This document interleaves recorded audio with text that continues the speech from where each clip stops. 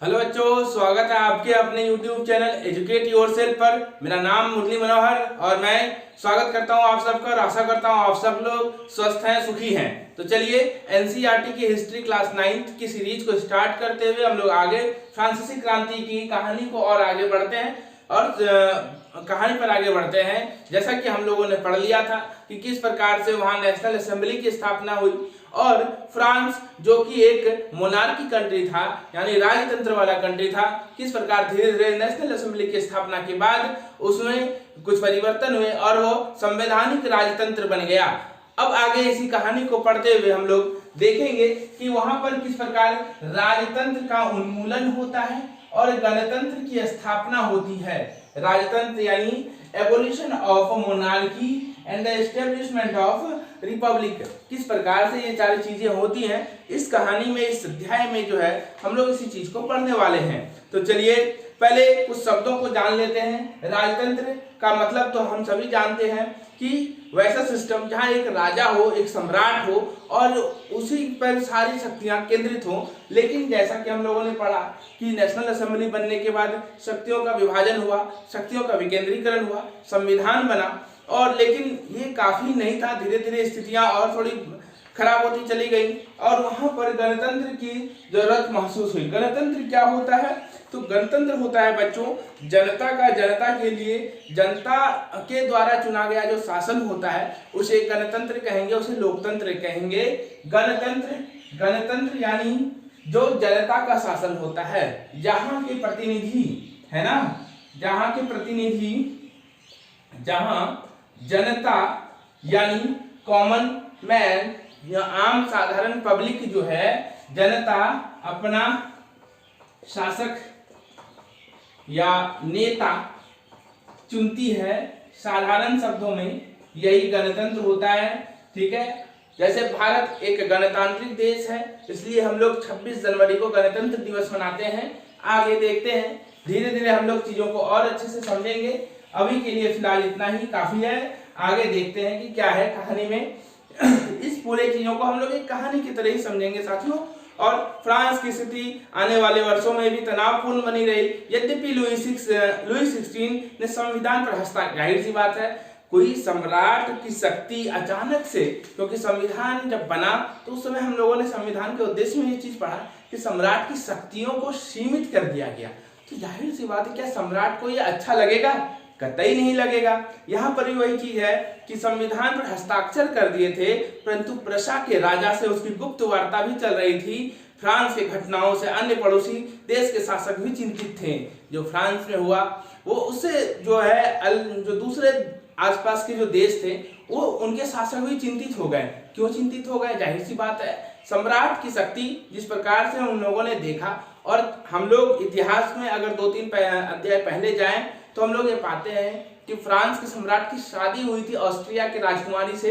यानी ये जो शासक थे, ये जो सम्राट वर्ग था, ये एक दूसरे से जो है सगे संबंधी भी थे एक दूसरे के, और इसीलिए जो है ये एक दूसरे से जो है मीटिंग करते रहते थे।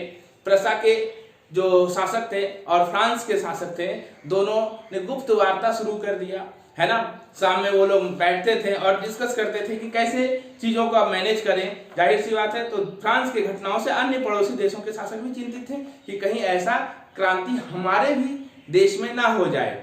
इसलिए 1789 की गर्मियों के बाद होने वाली ऐसी घटनाओं को नियंत्रित करने के लिए इन शासकों ने सेना भेजने की योजना बना ली। ठीक है, और लेकिन जब तक इस योजना पर अमल होता 1792 में नेशनल असेंबली ने प्रशा व ऑस्ट्रिया के विरुद्ध, है ना, चूंकि हुआ क्या, नेशनल असेंबली को यह चीज का भनक लग चुका था, इसलिए 1792 में जो है प्रशा और ऑस्ट्रिया के विरुद्ध नेशनल असेंबली ने जो है युद्ध की घोषणा का प्रस्ताव को पारित कर दिया। प्रांतों से 1000 स्वयंसेवी यानी वॉलंटियर, यानी वो लोग है ना जो खुद से ही कहीं जाके अपने योगदान देते हैं, उनको हम स्वयंसेवी कहते हैं। तो प्रांतों से यानी स्थानों से हजारों की संख्या में स्वयंसेवी सेना में भर्ती होने लगे, है ना, जमा होने लगे और उन्होंने इस युद्ध को यूरोपीय राजाओं और कुलीनों के विरुद्ध, ये जो युद्ध था इसका मोटो उन लोगों ने किस तरह से दिया? एक जनता का विरोध था राजाओं के प्रति। इस पूरे क्रांति का निचोड़ क्या निकलता है कि जनता का विरोध राजाओं के प्रति था और ये पूरा मैसेज यूरोप में गया उनके होठों पर देशभक्ति के तराने थे, है ना, देशभक्ति के तराने। और कवि रॉजेट डी लाई के रचित मार्सिलो भी थे। ठीक है, तो कवि रॉजेट डी लाई मार्सिले ये एक क्या था, ये एक देशभक्ति गीत था, देशभक्ति गीत था जो उस समय के फ्रांस में क्रांतिकारी थे वो गाते थे मार्सिले। ये जो है मार्सिले अभी वर्तमान में फ्रांस का राष्ट्रीय नेशनल गीत जो है, राष्ट्रीय गान भी है फ्रांस का। यह मार्सिले जो है वर्तमान में फ्रांस का राष्ट्रीय गीत भी है साथियों। तो इस बात को हम लोग याद रखेंगे। अच्छा, इसका नाम मार्सिले क्यों पड़ा? क्योंकि मार्सिलेस का के एक जगह है। यह गीत पहली बार मार्सिलेस के स्वयंसेवियों ने गाया था। मार्सिलेस फ्रांस में एक छोटा सा प्रांत है। जब फ्रांस के मैप को देखेंगे तो एक छोटा सा स्थान है मार्सिले। ये फ्रांस का अगर मैप कुछ इस प्रकार से है तो इस जगह नीचे में साइड में इस जगह मार्सिले करके जगह पड़ता है, मार्सिलेस। और इसी जगह के लोगों ने पहली बार इस गीत को गाया था, इसलिए इस गीत का नाम मार्सिले पड़ गया।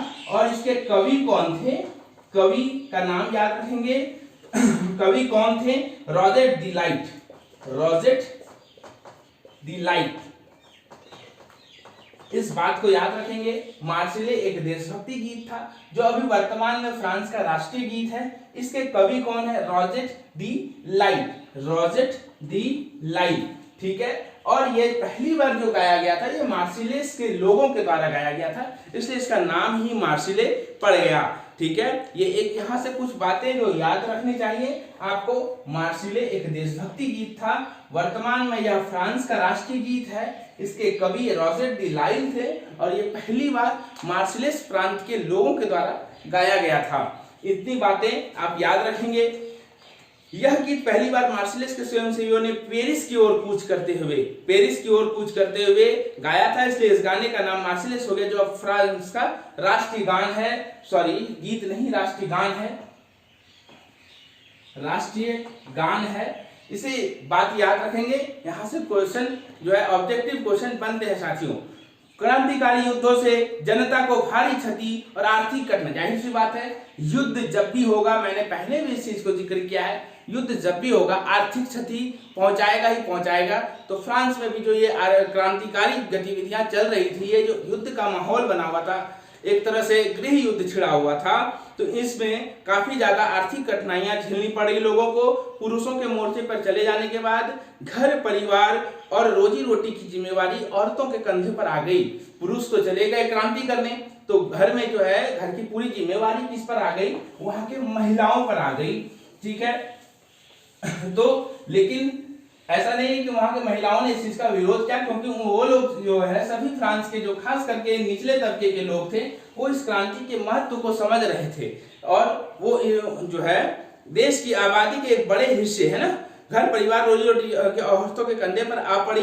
देश की आबादी के एक बड़े हिस्से को ऐसा लगता था कि क्रांति के सिलसिले को आगे बढ़ाने की जरूरत है ना। और क्योंकि सन 1791 के संविधान से सिर्फ अमीरों को ही राजनीतिक अधिकार प्राप्त हुए थे। हम लोगों ने पहले भी इस चीज को पढ़ा था कि लगभग 30 लाख लोग जो पुरुष थे, चूंकि वो कर नहीं दे सकते थे, गरीब जनता थी, और इसलिए उन लोगों जो है वोटिंग सिस्टम से उन लोगों को बाहर कर दिया गया था। तो काफी बड़ी संख्या जो है वोटिंग सिस्टम से बाहर हो गए थे, निष्क्रिय नागरिक हो गए थे, जिसके कारण जो है एक क्रांति की जरूरत महसूस हुई, क्योंकि अधिकार सबको बराबर रूप से नहीं मिला हुआ था। तो लोग राजनीतिक क्लबों में अड्डे जमा कर सरकारी नीति और अपनी कार्य योजना पर बहस करते थे। इनमें से जैकोबिन क्लब सबसे सफल था। यह बहुत इंपॉर्टेंट क्लब है, इसको याद रखेंगे। जैसे पॉलिटिकल पार्टियां होती हैं, याद कीजिए भारत के स्वतंत्रता समय में कांग्रेस बनी और भी कई पार्टी, स्वराज पार्टी बनी थी। तो उसी प्रकार से वहां पर क्लब बने, और इन क्लबों में जो सबसे फेमस क्लब हुआ जैकोबिन क्लब।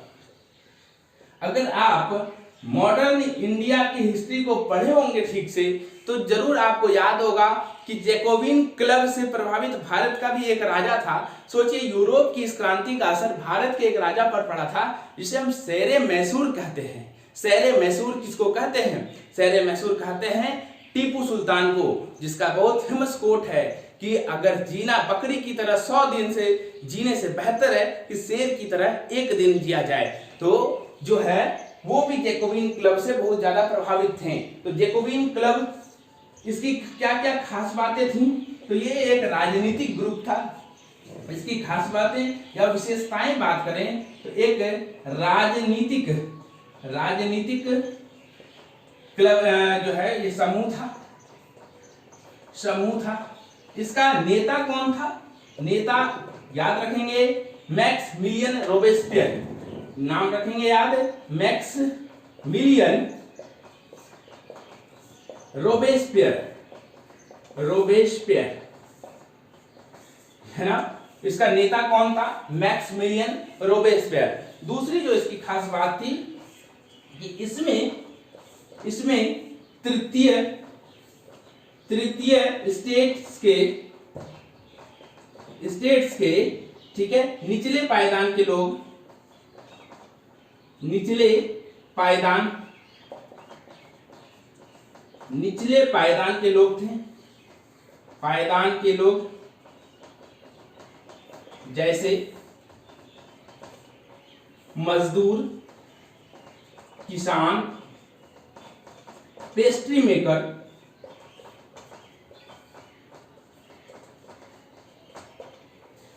मेकर, घड़ी साज इत्यादि थे। साथ ही साथ इसकी जो सबसे बड़ी विशेषता थी कि इसमें महिलाएं भी सक्रिय थी। तो इन सभी में जो सबसे फेमस क्लब था वो था जैकोबिन क्लब। यह एक राजनीतिक समूह था। इसका नेता मैक्समिलियन रोबेस्पियर था। इसमें तृतीय स्टेट के निचले पायदान के जो लोग थे जैसे मजदूर, किसान, पेस्ट्री मेकर, घड़ी साज इत्यादि थे। और इसकी जो सबसे बड़ी विशेषता थी जिसमें महिलाएं भी शामिल थीं या महिलाएं भी सक्रिय थीं। ठीक है, जैकोबिन क्लब सबसे सफल था। जैकोबिन क्लब का जो नाम पड़ा, ये जो नाम है, ये नाम पड़ने का कारण था convent of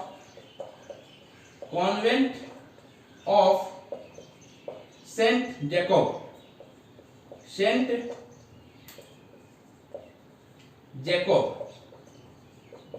convent of saint Jacob के नाम पर इस क्लब का नाम जैकोबिन क्लब पड़ा।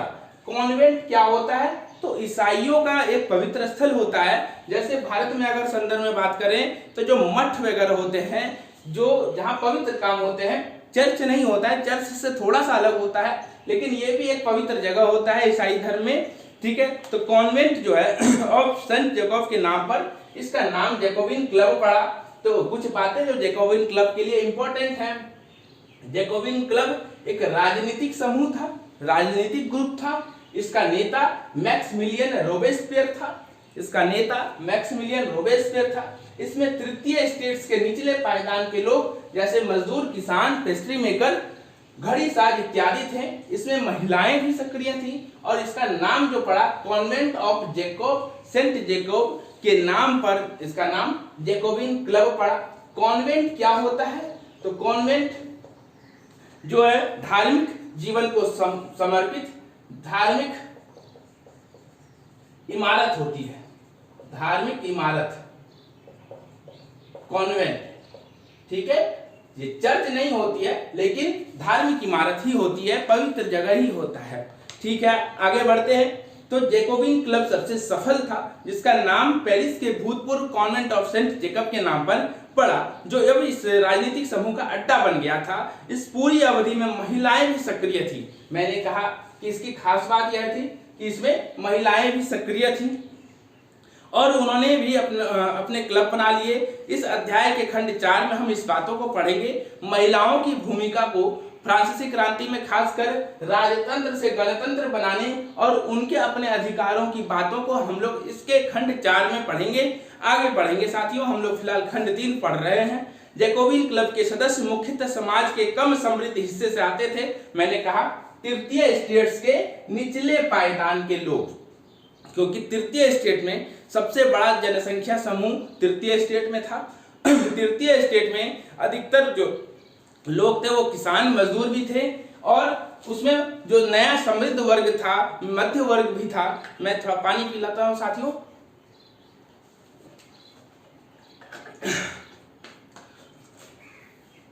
रुकने के लिए थोड़ा खेद है। आगे देखते हैं। तो जो है मध्य वर्ग यानी तीसरे, तो ये सब नहीं बल्कि तीसरे स्टेट के निचले पायदान के लोग जैसे मजदूर, किसान, पेस्ट्री मेकर, घड़ी साज, छपाई करने वाले, दिहाड़ी मजदूर शामिल थे। उनका नेता मैक्सिमिलियन रोबेस्पियर था। नेता कौन था? मैक्सिमिलियन रोबेस्पियर था। अच्छा, इनकी खास बात एक और थी। इनकी खास बात थी कि इन्होंने अपने एक नए पोशाक को अपने लिए किया था। पोशाक, एक खास प्रकार का पोशाक इन्होंने इजाद किया है, अपने लिए एक अलग पहचान। जाहिर सी बात है कि हर समूह ऐसा करता है, अपने लिए एक अलग पहचान स्थापित करने की कोशिश करता है, और अलग पहचान में जो है जैकोबिन क्लब के सदस्य ने अपने लिए एक अलग पोशाक की रचना की, जिसको जो है एक होता क्या था, चित्र में आप देख सकते हैं कि धारीदार पतलून होता था और ऊपर एक लाल रंग की टोपी, जिसको हम लोग पिछले अध्याय में पढ़ चुके हैं। इसको फ्रजाइन टोपी कहते थे, जो स्वतंत्रता या आजादी का प्रतीक था। तो आगे देखते हैं जो है ये पोशाक जो है, ये पोशाक क्यों पहनते थे? क्योंकि वो उस समय कुलीन के लिए खास पोशाक होती थी, जिसको ब्रीचेस कहते थे। क्या कहते थे? ब्रीचेस। आप देख सकते हैं इसमें चित्र नंबर 3 जो है, जो शुरुआत में हम लोगों ने मकड़ी और मक्खी का जो चित्र देखा था, उसमें जब कुलीन की पोशाक को आप देखेंगे तो कुलीन का पोशाक जो पेंट है ये घुटने तक ही है, ये घुटने तक है, और नीचे फिर पूरा लंबा सा जूता होता था। ये जो पोशाक था इसको ब्रीचेस कहते थे। तो इससे अलग जो है उन्होंने एक अपनी अलग पहचान स्थापित करने के लिए अपनी जो है पोशाक को थोड़ा अलग किया। धारीदार पूरी पांव वाला पतलून उन्होंने पहनना शुरू किया, और साथ ही साथ लाल टोपी। महिलाओं ने भी धारीदार स्कर्ट पहनना शुरू किया। तो इस चीजों को हम लोग देखते हैं। ये ऐसा क्यों किया? क्योंकि उन्हें अपनी अलग पहचान स्थापित करनी थी। ठीक है, जैकोबिनों ने एक बड़े वर्ग ने गोदी कामगारों की तरह धारीदार लंबी पतलून पहनने का निर्णय किया। ऐसा उन्होंने समाज के फैशन परस्त वर्ग, खास तौर से घुटने तक पहने जाने वाली ब्रीचेस पहनने वाली कुलीनों से खुद को अलग किया। यह ब्रीचेस पहनने वाले कुलीनों की सत्ता समाप्ति का एक ऐलान का तरीका था। ये एक तरीका था कि अब तुम हटो, अब हम लोग आएंगे, है ना, अब हम तुम्हारी बात नहीं चलने देंगे, है ना, अब तुम्हारे दिन लद गए, है ना साथियों, अब तुम्हारे दिन लद गए। ये एक मैसेज था। इसलिए जैकोबिनों को शौक कुलात या सेंस क्लूटोस कहते हैं। सेंस क्लूटोस या शौक कुलात के नाम से जाना गया। शौक कुलात ये एक फ्रांसीसी शब्द है। इन्हें जो है यानी इन्होंने ब्रिटिश के पोशाक को अवॉइड किया और इनको शौक कुलात अगर इंग्लिश में बात करें तो सेंस क्लूटोस जो है कहा गया, जिसका मतलब क्या होता है? जिसका मतलब होता है बिना घुटनों वाला, बिना घुटनों वाला। क्योंकि इन्होंने जो ड्रेस अपनाया था वो पूरे पैर का था, इसमें घुटने नहीं दिखते थे, है ना। शौक कुलात पुरुष लाल रंग की टोपी भी पहनते थे, जो स्वतंत्रता का प्रतीक था, जिसको हम लोग पिछले अध्याय में देख चुके हैं, जिसको फ्रजाइन टोपी कहा जाता था। ठीक है, लेकिन महिलाओं को ऐसा करने की अनुमति नहीं थी। सन 1792 की गर्मियों में जैकोबिनों ने खाद्य की महंगाई और अभाव से नाराज पेरिस वासियों को लेकर एक विशाल हिंसक विद्रोह की योजना बनाई। 10 अगस्त की सुबह उन्होंने ट्यूलियो के महल पर धावा बोल दिया, राजा के रक्षकों को मार डाला और खुद राजा के कई घंटों तक, क्योंकि अभी तक क्या चल रहा है, अभी तक फ्रांस में राजतंत्र ही चल रहा है, संवैधानिक राजतंत्र, इसलिए ज्यादातर सभी ब्लेम किस पर आएगा? अभी भी जो नेता है, जो सर्वे सर्वा है, हालांकि उस पर अंकुश लगाने वाला संविधान है, लेकिन नेता तो अभी भी सम्राट ही है। और लोग महंगाई से परेशान हो चुके थे। लगातार क्रांति में फंसने के कारण उन्हें जो है उन्होंने अब आर्थिक तंगी भी झेलना शुरू कर दिया, महंगाई भी परेशान कर रही है। तो इन सब के कारण एक विद्रोह हुआ और इस विद्रोह में 10 अगस्त की सुबह ट्यूलियो के महल पर धावा बोल दिया गया, राजा के रक्षकों को मार डाला गया, उसके जो बॉडीगार्ड्स थे, उसके जो जितने भी रक्षक थे उसको मार डाला गया, राजा को हॉस्टेज बना के रख दिया गया, बंधक बना के रख दिया गया।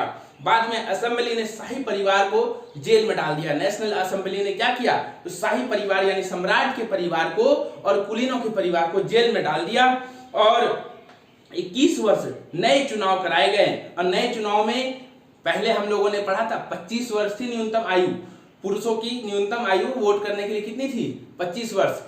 लेकिन यहाँ पर 21 वर्ष से कम अधिक उम्र वाले सभी पुरुष, चाहे उनके पास संपत्ति हो या ना हो, को मतदान यानी मतदान में अब छूट मिली, अधिकार को बढ़ाया गया।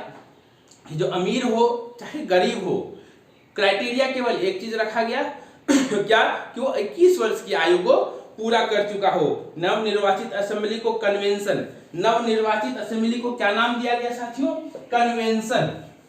क्या नाम दिया गया, कन्वेंशन नाम दिया गया।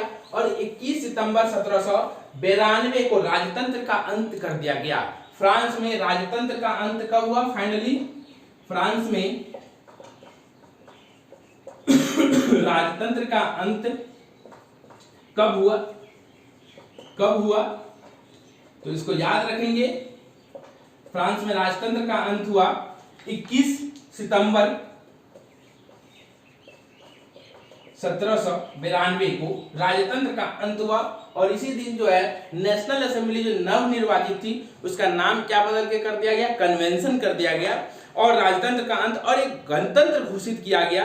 गणतंत्र का मतलब क्या होता है, गणतंत्र सरकार का वह रूप है जहां सरकार एवं उसके प्रमुख है ना का चुनाव जनता करती है। मैंने पहले ही कहा था जहां जनता अपना नेता चुनती है उसे गणतंत्र कहते हैं। अच्छा, एक परिभाषा है लोकतंत्र या गणतंत्र का, इसे बताएं। ये बड़ा फेमस परिभाषा है कि लोकतंत्र यानी जनता का, लोकतंत्र यानी क्या, जनता का, जनता के लिए, जनता के द्वारा, जनता के द्वारा शासन, शासन है, शासन है। ये कथन किनका है, तो ये कथन जो है, ये कथन बहुत फेमस कथन है कि जनता का, जनता के लिए, जनता के द्वारा, for the people, by the people end of the people. ठीक है, for the people, by the people end of the people जो है, या क्वोट जो है, ये कथन जो है किनका है, अमेरिका के एक राष्ट्रपति थे अब्राहम लिंकन। ये कथन इनका ही है, ऐसे याद रखेंगे। बहुत इंपॉर्टेंट, आपके एग्जाम के लिए अभी नहीं हो, लेकिन ये जानना चाहिए कि लोकतंत्र की परिभाषा एक बार इस तरह से अब्राहम लिंकन ने दिया था। आगे देखते हैं।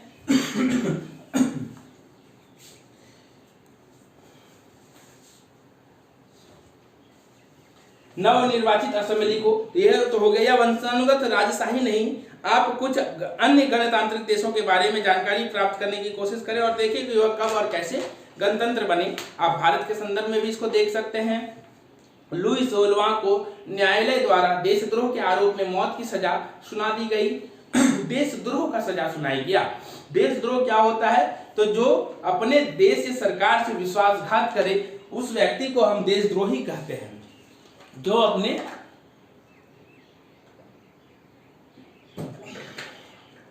तो देशद्रोही कौन होता है, लुई 16वां को न्यायालय द्वारा देशद्रोह के आरोप में मौत की सजा सुना दी गई। जो हम लोगों ने शुरुआत में पढ़ा था कि राजतंत्र का अंत कब होता है, जब लुई 16वां को फांसी दे दी गई थी। और याद है हम लोगों ने शुरुआत में पढ़ा था कि बास्तिल का किला ढा दिया गया था। ये तो क्रांति की केवल शुरुआत मात्र थी, जिसका अंत किसी ने नहीं सोचा था। इसका अंत फ्रांस के सम्राट की फांसी से होगी। और इस प्रकार से 21 जनवरी सन 1793 को प्लेस डी लॉ कॉन्कॉर्ड में उसे सार्वजनिक रूप से फांसी दे दी गई। तो लुई 16वां को फांसी कब दी गई, लुई 16वां को फांसी दी गई। फांसी दी गई, कब दी गई, कब दी गई, 21 जनवरी 1793 यानी 14 जुलाई, याद कीजिए 14 जुलाई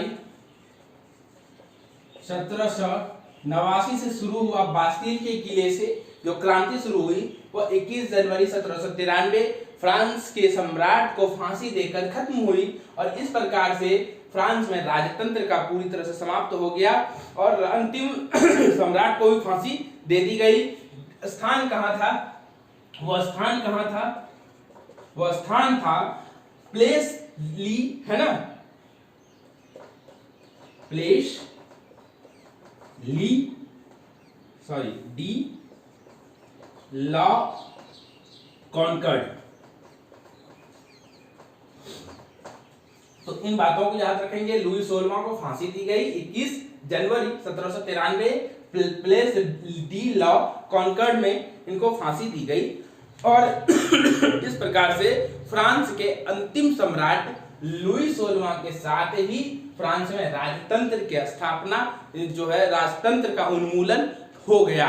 उन्मूलन यानी जड़ से खत्म कर देना। अब जो है जल्द ही रानी मैरी एंटोनियट का भी वही हश्र हुआ, यानी रानी मैरी एंटोनियट को भी फांसी दे दी गई और अब जो है शुरू होता है आतंक राज।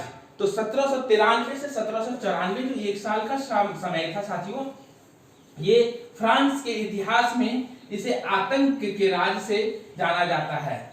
आतंक का राज। आतंक का राज क्यों? क्योंकि राजतंत्र समाप्त हो चुका है, राजतंत्र समाप्त हो चुका है और लोकतंत्र की ओर फ्रांस बढ़ रहा है। और उस समय जो सबसे फेमस क्लब था जैकोबिन क्लब, उसका जो नेता था मैक्सिमिलियन रोबेस्पियर, वह फ्रांस का नेता बनता है और इस समय काल को आतंक राज कहा जाता है। किस समय काल को? 1793 से 1794 जो 1 साल का समय खंड है, इसे आतंक राज कहा जाता है। क्यों? क्योंकि जो है रोबेस्पियर ने नियंत्रण एवं दंड की सख्त नीति अपनाई। इस समय में आतंक का राज क्यों कहा गया है? क्योंकि इस समय रोबेस्पियर ने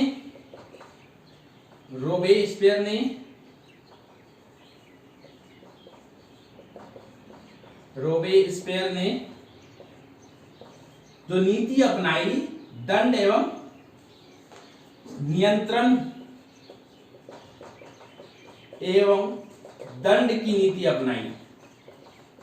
अपनाई। नाम से ही काफी कठोर यह नीति लग रहा है कि नियंत्रण, कंट्रोल और पनिशमेंट की नीति अपनाई, है ना।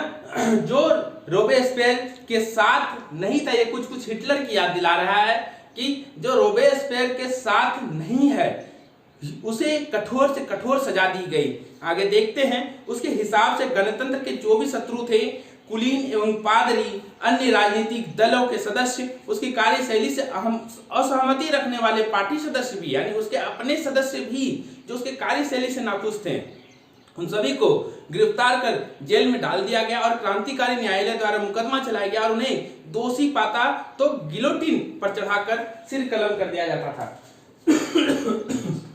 गिलोटिन क्या है साथियों? देखते हैं गिलोटिन क्या होता है।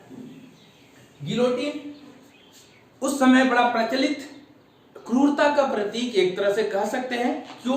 क्योंकि गिलोटिन एक जो है एक गिलोटिन 2 खंभों के बीच लटकते आरे वाली मशीन थी जिस पर रखकर अपराधी का सिर धड़ से अलग कर दिया जाता था। यानी सिर कलम करने की एक मशीन थी और जो है 2 खंभे के बीच आदमी का सर रख दिया जाता था और आरा से, एक आरी से या एक जो है तेज धार वाले तलवार या आरी से उसका सर धड़ से अलग कर दिया जाता था। इस मशीन को कहा गया था गिलोटिन।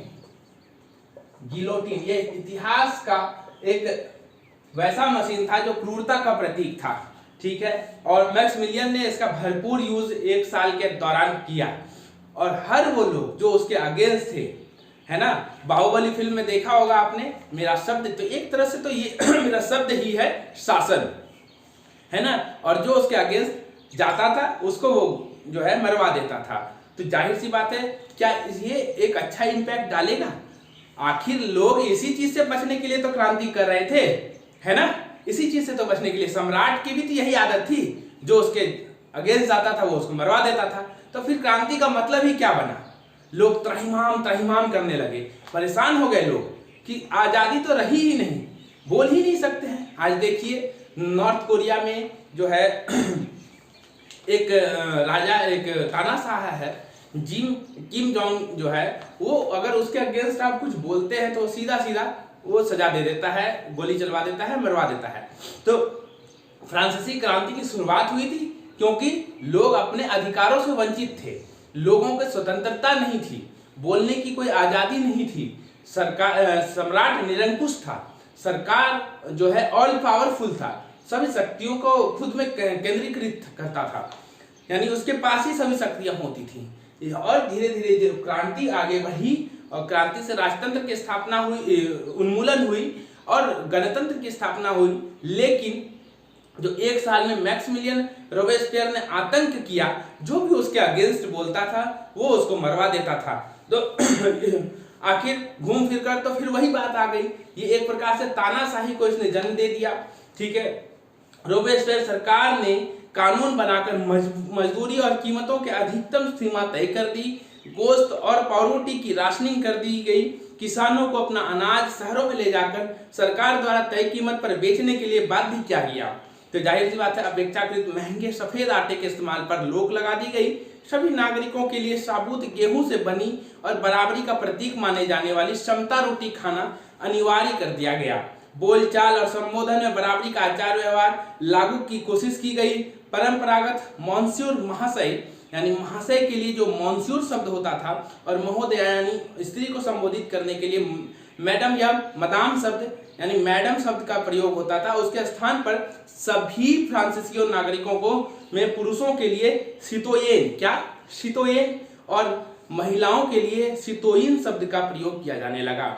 यानी मॉन्स्योर और मदाम है ना, मॉन्स्योर और मदाम यानी महाशय और महोदया शब्द के स्थान पर सितोयेन और सितोयिन शब्द का जो है प्रयोग किया जाने लगा। और जितने भी जो है चर्च थे, चर्चों को बंद कर दिया गया और भवनों को बैरक और दफ्तर बना दिया गया। चर्चों के जो भवन थे उनको क्या बना दिया गया, बैरक और दफ्तर बना दिया गया।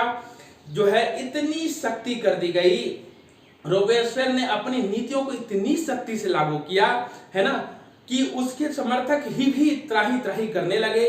और कहा जाता है कि है ना अति सर्वत्र वर्जयते, है ना, तो अति, किसी भी चीज की अति नहीं होनी चाहिए। इसने इतना सख्ती से नियम कानून लागू कर दिया कि उसके अपनी जनता जो उसका कभी नेता मानती थी, जैकोबिन क्लब के इस नेता को कभी अपना नेता मानती थी, उससे लोग परेशान हो गए। और अंततः वही हुआ जो इस तरह की चीजों में जो है परिणाम निकलता है। जुलाई 1794 में न्यायालय द्वारा उसे दोषी ठहराया गया और गिरफ्तार कर उसे अगले ही दिन गिलोटिन पर चढ़ा दिया गया। यानी जो सजा उसने सबको दिया, अंततः उसे भी वही सजा भुगतना पड़ा। तो देखते हैं, ये था आतंक का राज। एक स्वतंत्रता क्या है, ये स्रोत नंबर घ जो है इस पर बड़ा अच्छा दिया रहा है कि आखिर जो है रोबेस्पियर क्या सोचता था। तो एक क्रांतिकारी पत्रकार थे कैमिल डेरमोलिंस ने सन 1793 में यह लिखा, क्या लिखा कि कुछ लोगों का मानना है कि स्वतंत्रता एक शिशु के है ना समान है, जिसे परिपक्व होने तक अनुशासन की, जाहिर सी बात है ये लोगों का मानना होता है कि जो स्वतंत्रता है शुरुआत में, चूंकि जैसे जैसे राजतंत्र यहाँ खत्म हुआ था और गणतंत्र आई थी, तो जाहिर सी बात है अगर यहाँ अनुशासन नहीं होता तो चीजें खराब हो जाती। तो अनुशासन तो जरूरी थी, अनुशासन से कहीं कोई दिक्कत थी नहीं, लेकिन जो है इतना पर सत्य कुछ और है ना। स्वतंत्रता सुख शांति है, विवेक है, समानता एवं न्याय है एवं अधिकारों का घोषणा पत्र है ना। आप शायद अपने सभी दुश्मनों का सिर काट देना चाहते हैं, क्या इससे बड़ी मूर्खता हो सकती है। इन्होंने ये पूछा था है ना कि आप अपने सभी दुश्मनों का, जो आपके अगेंस्ट बोल रहा है, चाहे वो आपके अपने कोई नेता हो, उनका भी आप सर कलम कर देना चाह रहे हैं, तो क्या ये सही है ना। तो इस पर रोबेस्पियर ने जवाब में लिखा था कि लोकतंत्र जो है, लोकतंत्र को स्थापित और सुदृढ़ करने के लिए संविधान सम्मत शांतिपूर्ण शासन के लिए हमें सबसे पहले अत्याचार निरंकुशता के विरुद्ध स्वतंत्रता की लड़ाई को अंतिम परिणति तक पहुंचाना होगा। गणतंत्र के घरेलू एवं बाहरी दुश्मनों को विनाश करना आवश्यक है। जाहिर सी बात है उसने इस सब चीजों को जो है, रोबेस्पियर ने इन सब चीजों को किससे जोड़ दिया था, देश के से जोड़ दिया था, है ना। और उसका यह मानना था कि जो अगर ये कठोरता नहीं अपनाएंगे तो गणतंत्र सही से आ नहीं पाएगा। लेकिन ऐसी गणतंत्र का क्या लाभ जब हम अपनी आज़ादी से ही वंचित हो जाए। तो खैर बहरहाल आगे कहानी को पढ़ते हैं। तो आतंक का राज 1794 में रोबेस्पियर के मरने के साथ खत्म होता है। फिर एक नया बनता है डायरेक्टरी शासित फ्रांस, यानी अब जो है डायरेक्टरी क्या होता है कि देखते हैं जैकोबिन सरकार के पतन के बाद मध्य वर्ग के संपन्न, तब जाहिर सी बात है जैकोबिन शासन जैसे ही खत्म हो जाता है तो फिर से सत्ता किसके पास आ जाती है, मध्य वर्ग के वो लोग जो पढ़े लिखे और समृद्ध थे। तो मध्य वर्ग के संपन्न तबके के पास सत्ता आ जाती है। नए संविधान में फिर से संपत्ति विहीन तबके को मताधिकार से वंचित कर दिया जाता है। ऑब्वियस सी बात है कि उन्होंने क्या किया, मताधिकार से उनको वंचित कर दिया जो संपत्ति विहीन थे। और 5 सदस्यों वाली एक कार्यपालिका चुनी गई जिसे डायरेक्टरी कहा गया। क्या कहा गया, डायरेक्टरी। ऐसा कहा गया, ऐसा क्यों किया गया, ताकि जो तानाशाही रोबेस्पियर ने किया, अगर 5 सदस्य होंगे तो ये तानाशाही शायद ना हो सके, है ना। ये जो है एक क्या था, 5